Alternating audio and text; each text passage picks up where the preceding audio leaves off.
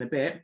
But to come back to what I was saying about Instagram and being able to see how much time you're spending, I'm just giving you a screenshots of where you can find that information for yourself.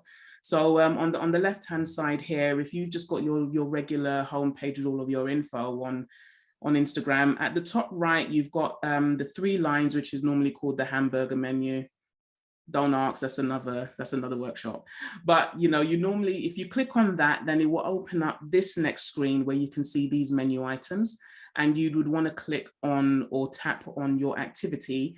And then when you tap on the time tab, you'll be able to see what is the average in terms of how long you're spending per day using Instagram.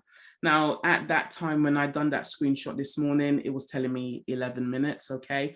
But if you find that there's a disproportionate amount of time, sometimes you need to be confronted with the figures. Sometimes you need to be able to see what you're actually doing and where your time is going as part of taking control and taking ownership for actually all this time that I'm spending. And I say that there's all these things that I want to be able to accomplish.